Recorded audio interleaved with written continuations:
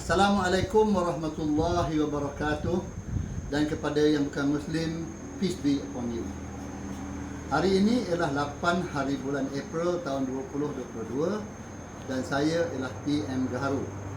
Video ini saya rakam di ladang RAL Kuala Kangsar. Hari ini saya nak berkongsi dengan saudara-saudara semua tentang skim pelaburan dalam agawut industri dalam bidang gaharu. Today I want to share with you on investment schemes in the agawut industry. Kebelakangan ini kita telah dapati bahawa terlalu banyak sangat skim-skim pelaburan yang dianjurkan oleh individu-individu atau syarikat-syarikat yang mana telah banyak menyebabkan kerosakan nama industri gaharu kita. Too much damage has been done to our agawut industry because of schemes by individuals and companies that does not match up to their promises. Okay? Mula-mula dulu beberapa tahun sudah ada satu skim, iaitu skim pelaburan penanaman pokok gaharu, iaitu dengan investment sebanyak 13 ke 16 ribu ringgit seorang. Orang itu akan mendapat 200 pokok di atas sebidang tanah. Kemudian selepas 5 tahun, setiap pelabur akan dapat 1 juta ringgit. Selepas 5 tahun. Kemudian selepas 5 tahun, penganjur dia pun menghilang. Nama syarikat pun tinggal ciptaan saja dan gunung dia pun tak ke mana. Orang-orang yang melabur 13 ke 16 ribu seorang, semuanya kecewa. Itu salah satu skim yang berlaku pada tahun 2009 atau 2010. Kemudian baru-baru ni pula kita diwar-warkan ataupun kita dikejutkan dengan skim pelaburan oleh syarikat APC. Syarikat asal dia APC, tuan-tuan carilah sendiri, yang mana melibatkan 180 orang pelabur ke dalam industri yang berada di Thailand. Macamlah di Malaysia ni tak ada pokok untuk nak buat pelaburan. Kenapa kita kena tengok ribu-ribu atau jutaan pokok di luar negara, sedangkan di Malaysia saja ada 10 juta pokok yang ditanam. Daripada pelaburan ini, 180 orang telah rugi, lebih kurang jumlahnya 22.6 juta ringgit. Sekarang ni syarikat pun dah bertukar nama, dah bertukar bin dan entah ke mana pergi. Yang terkini ialah skim pelaburan yang ditawarkan oleh satu individu yang mana telah saya panjang lebar dah saya respon baru-baru ni, yang mengunjurkan satu skim. Dia akan cucuk pokok-pokok saudara-saudari dengan hajat nak menolong penanam pokok daripada buang pokok, tebang pokok, bakar pokok. Dia kata orang-orang yang susah, nak menolong orang yang susah, tetapi syarat dia 500 pokok ke atas. Kalau nak menolong orang susah, tak payahlah 500 pokok ke atas. Pokok yang makcik Kiah tanam keliling rumah tu 10 pokok, mak tempe tanam 50 pokok, itu orang yang nak ditolong. Bukan untuk 500 pokok ke atas. Itu bukannya orang susah. Okey? Macam mana pun tak apa.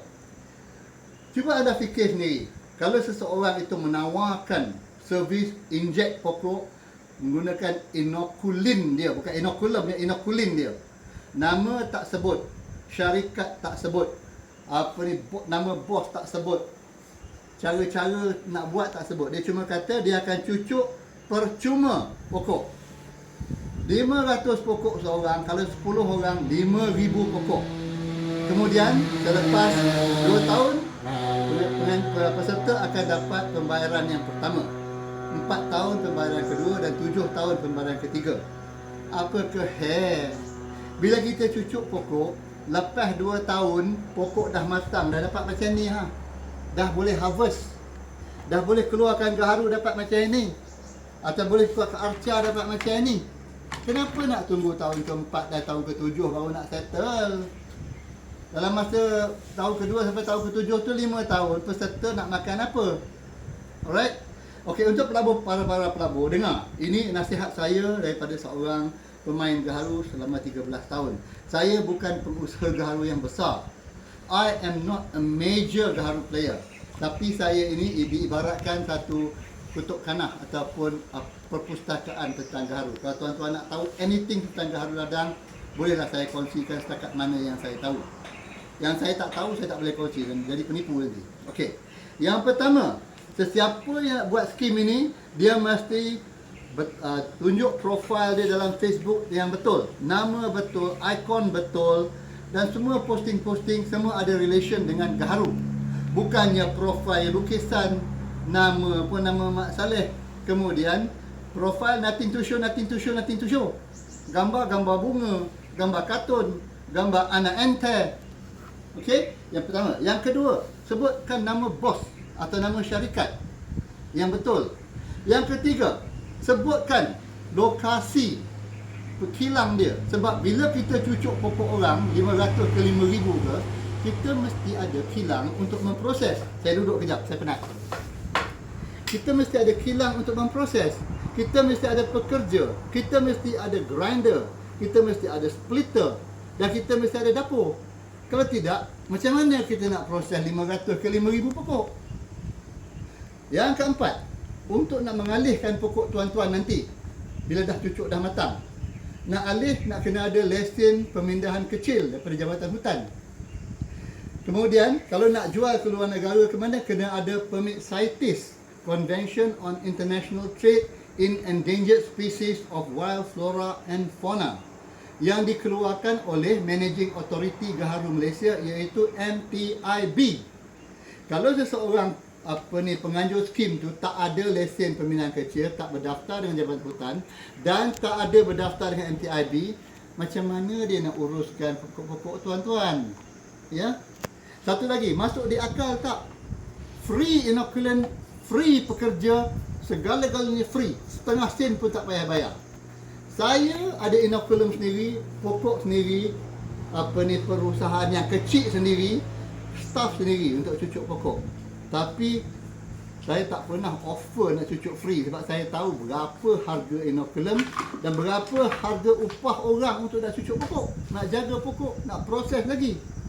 Jadi tuan-tuan jangan terpengaruh dengan skim-skim yang macam ini. Memang seronok orang cucuk pokok kita free. Tapi apakah udang di sebalik batu? Sebenarnya tujuan skim ini ialah untuk mengumpulkan seberapa ramai orang yang ada 500 ke 1000 pokok ke 2000 pokok. Kumpulkan sekali, buat profil dia punya cantik. Profil saya mungkin untuk mendapat pelaburan daripada luar negara ataupun mungkin untuk mendapatkan geran. Bila orang tanya, oh saya ada ladang dekat sana 500 pokok, saya ada ladang dekat sini 1000 pokok, saya ada ladang kilang dekat sana. Jadi orang akan impress dan percaya. Jadi orang akan labur duit juta-juta. Okey? Cukup masa besok, tutup buku, duit dah masuk, senyap. Kemudian orang yang melabur akan cari tuan-tuan yang nama-nama tuan punya Pak Abu, Pak Leman, Pak Iman, Pak Megat ni. Dia akan cari kita. Aku dah labur duit, aku tengok kau punya plantation punya cantik. Kawan kita dah senyap dengan duit berjuta-juta. Jadi ingat ya, kalau nak melabur, gunakan logic and clear thinking. Fikir baik-baik, mampu ke tak mampu penganjur ini memenuhi syarat-syarat dan janji-janji dia. Kalau dia ada kilang yang tuan-tuan boleh tengok, dia ada dapur-dapur yang berpuluh-puluh biji atau beratus biji, tak apa. Saya ni ada proses kecil dengan dapur 2 pun saya tak berani nak elan macam tu. Baik, terima kasih banyak-banyak kerana menonton. Kalau anda suka video ini, like, share dan subscribe. Daripada saya, jaga-jaga. Ya? Sharing means caring. Terima kasih. Assalamualaikum.